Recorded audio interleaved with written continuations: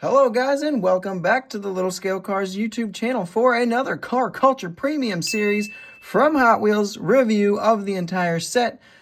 You guys probably know how these go at this point, but if you don't, I'm going to give a little mini review on each particular car, and then I'll tell you my thoughts and what I would have done with the set as a whole. So let's get into it. I'll get things started with the Porsche 911 Carrera RS 2.7. This is its first release in full premium, as it has been released in mainline before. But yeah, this is definitely its best release so far.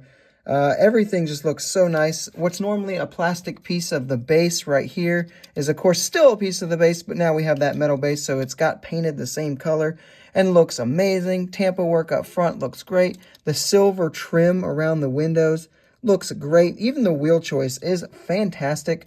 I do wish we could have gotten some extra tampos on the taillights here, like they occasionally will do on a premium release. But overall, still pretty good. Definitely the best release of this casting, even though it's not good enough. The car itself is not something I particularly like enough to collect many models of. Next up, it's the Mazda 787B. Here we have it done in a matte black, kind of like a test car finish, which is all right. Probably not anyone's favorite deco for the casting, but since it is back in full premium, we do get the removable engine cover once again, which is always fun to see, even though that engine has got no detailing in it whatsoever, that engine bay. But we do get some nice tampo work on the rear section there, which does look good at the end of the day. Definitely think that this one would fit the set because imagine one of these going up on an auction block nowadays. Whew, the price would be steep.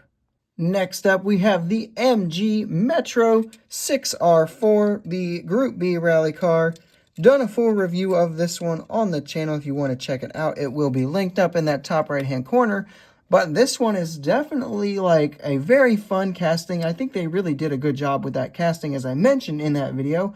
I think this is the third deco the casting has received, and this might be the best one it has received. So I'm pretty sure this is based off of a real-life deco that the car really did run in, and obviously that's going to make it fit the set pretty well, as an old-school Group B rally car would definitely fetch an incredible price at any auction.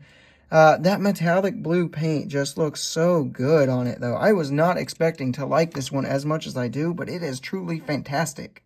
Next up, we have the Bugatti Veyron, the only modern exotic of the set, which it's one of the, actually, I can't even really say it's a modern exotic anymore. It's getting up to 20 years old at this point. Anyhow, though, not to make myself feel super old, this one would obviously fetch an incredible price at any auction, so it's definitely going to fit the set.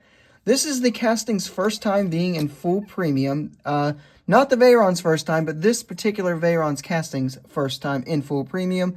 And it's good. It's seen 2 Silver Series releases, a Fast and Furious and a Transformers version. Looking really good this time around. Definitely loving the new casting. It's so much better than the old one, and it looks great here. I really don't think that there's really anything to go wrong here. And we will end the review section off with the Lancia Stratus Zero. Definitely a wild car.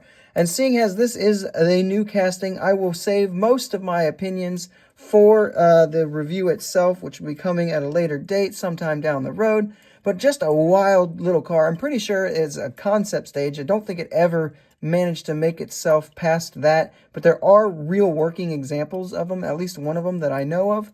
So it's cool, and definitely one that if it were to hit the auction block would probably go for an insane amount. So definitely one that I think fits the set pretty nicely.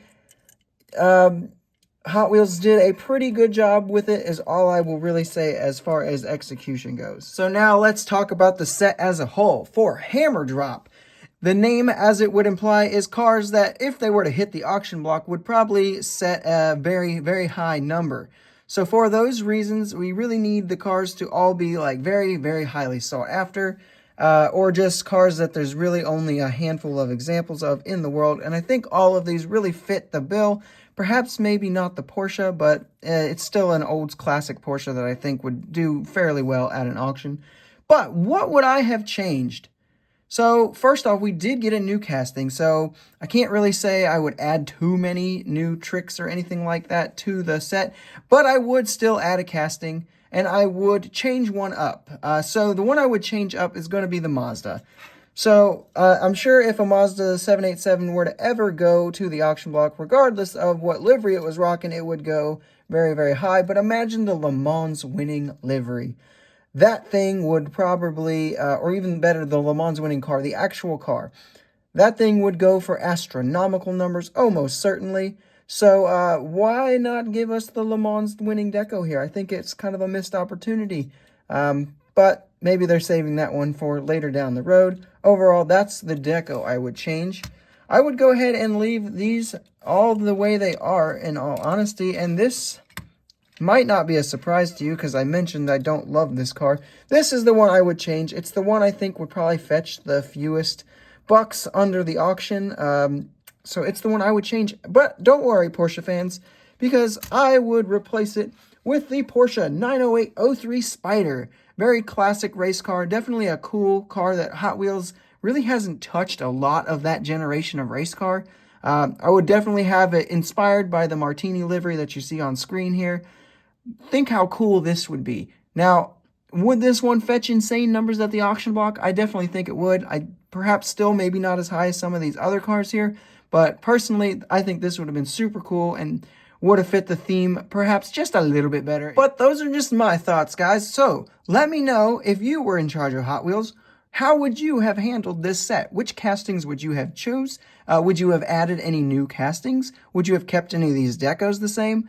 Let me know in the comments down below. Make sure to give the video a like, and I will see you guys in the next video.